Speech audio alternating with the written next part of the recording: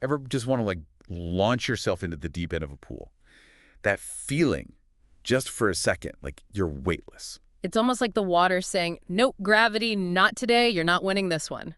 Exactly. It's exhilarating. And, it's funny, we all kind of get that feeling instinctively, but the science behind it, it's actually really cool. We're diving into buoyancy today. Fancy basics, here we We're come. going deep, and we've got excerpts from, get this, a scuba diving manual to, guide us along the way. Oh, perfect place to start, I'd say, because even just strapping on some basic snorkeling gear, it gives you this, like, taste of how buoyant force actually Yeah, works.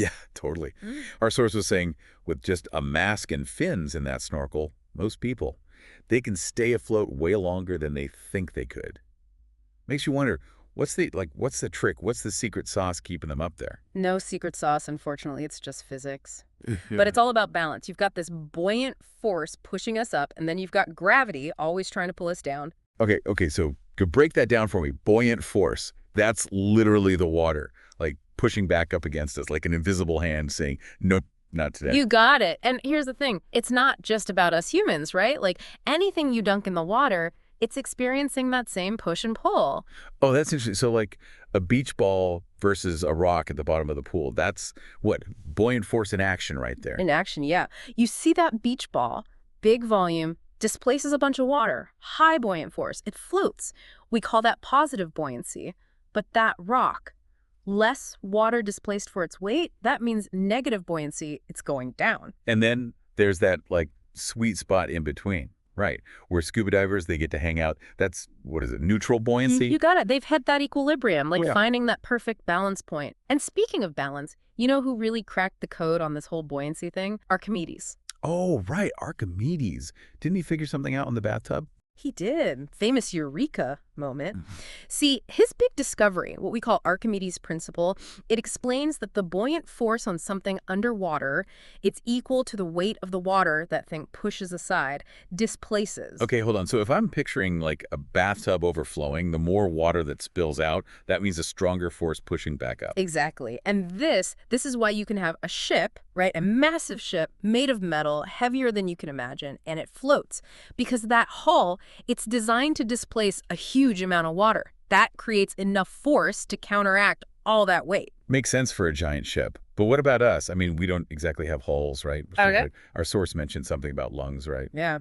Our lungs, they're like our own personal buoyancy control. Think about diving down to the bottom of a pool. It's easier to get down there when you take a deep breath first, right?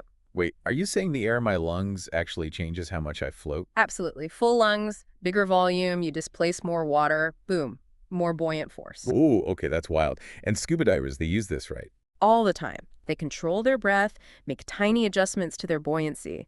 Exhale to go down slow, inhale to go up. It's all about finding that equilibrium.